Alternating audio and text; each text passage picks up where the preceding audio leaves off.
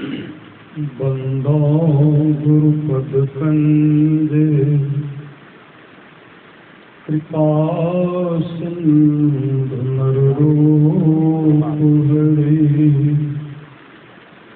महामोह तम कुंजे जासु बचन रवि करनी करा धन्य धन्य सतगुरु सुखदास महिमा कहीं न जाए जो कुछ कहो तुम्हारी बात मोते कछुआ बसाए। प्रातः स्मरणीय नमस्ते विभूषित परम पूज्यपाद सद्गुरु महाराज के चरणों में कोटि कोटि नमन। अपने निवास विराजमान है परम पूज्यपाद बाबा के चरणों में कोटि कोटि नमन। मंचासन में पूज्य बाबा जानी विशिष्ट गुरुजन उपस्थित सत्संग प्रेमी महानुभावों हो, माताओं एवं बहनों, सभी के अंदर में बैठे हुए परमात्मा को कोटि कोटि नमन। परमानंद सद्गुरु महाराज की अमृत वाणी है।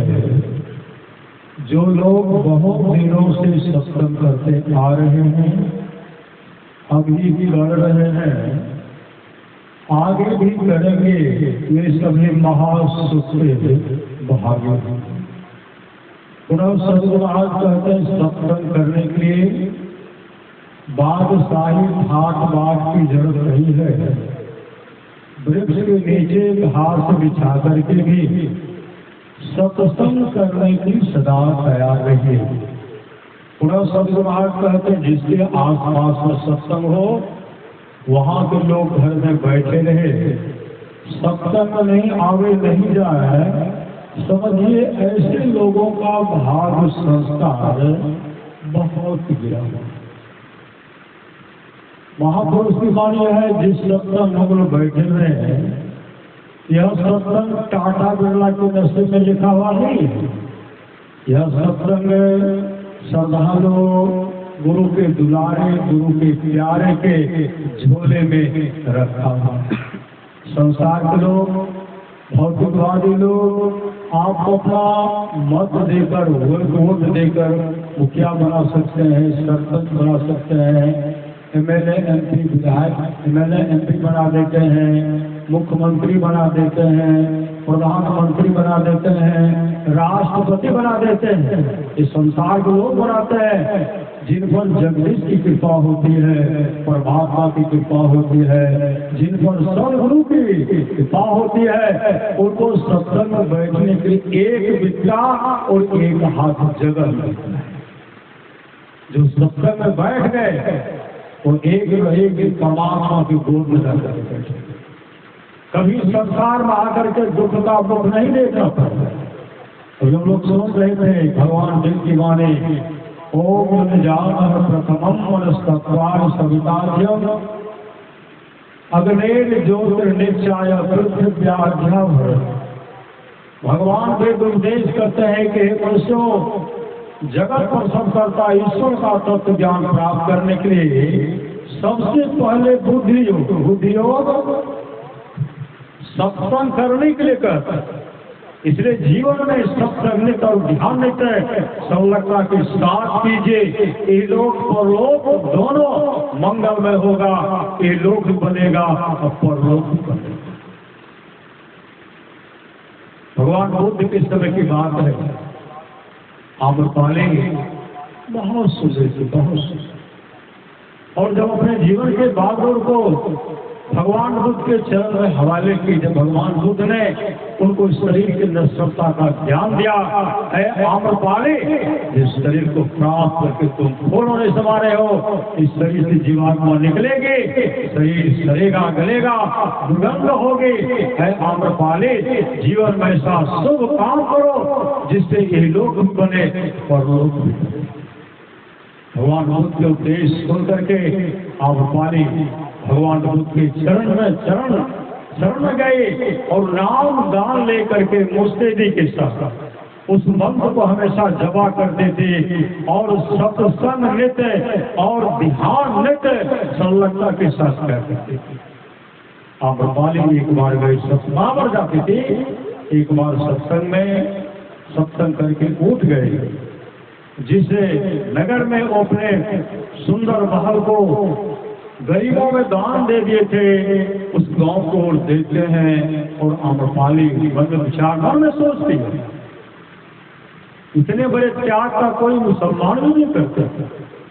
मैं इतना बड़ा जो त्याग किया, संसार के लोगों को चाहिए कि सम्मान करना चाहिए, लेकिन कोई सम्मान भी नहीं करती। मन में सोच रहे और मन में एकाएक आया किसी गांव में किसी के यहाँ रात में ठहर जाए।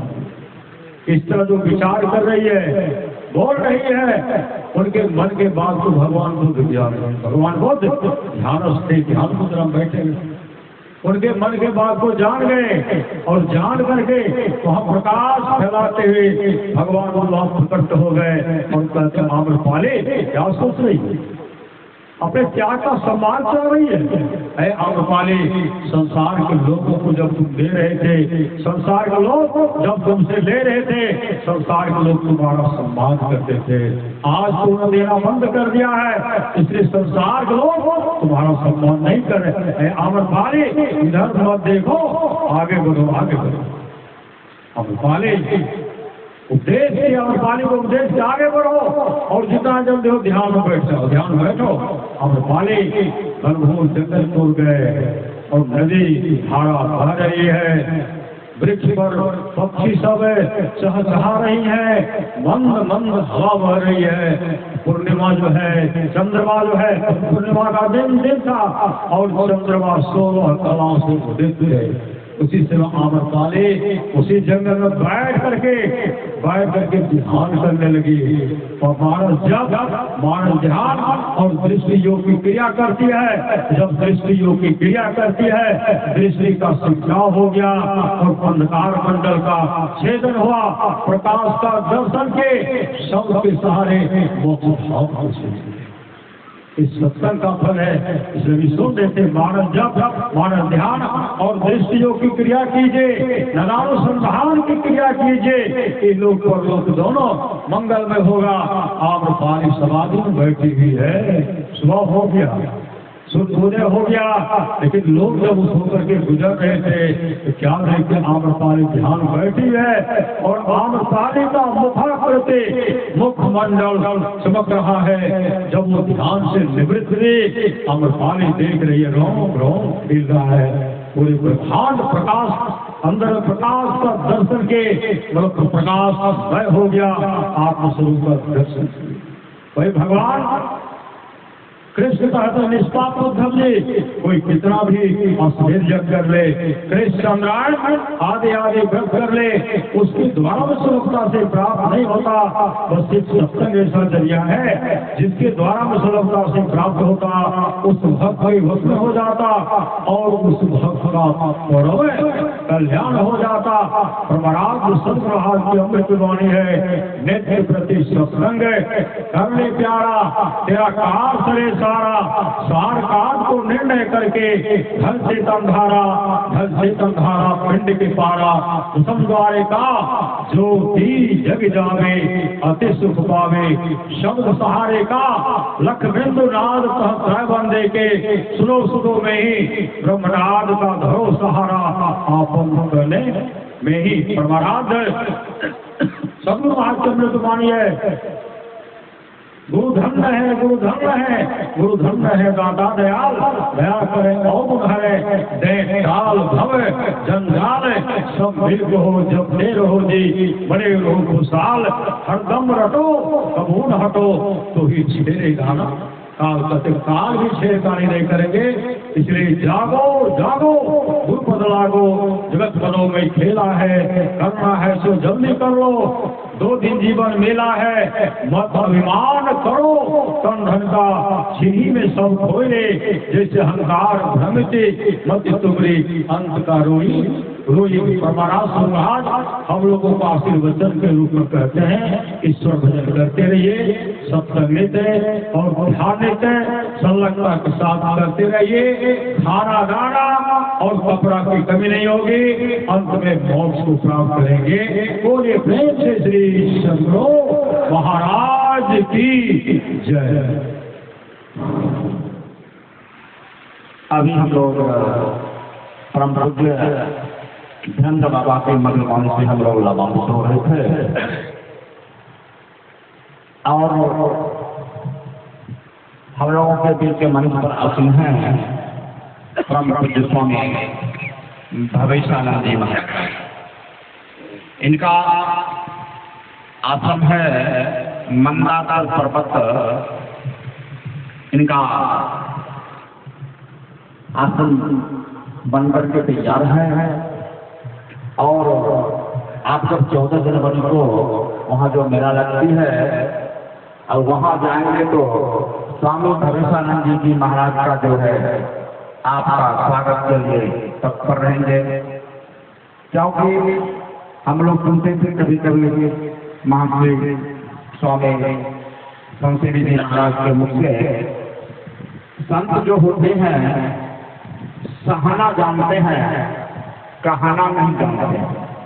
तो ये हमारे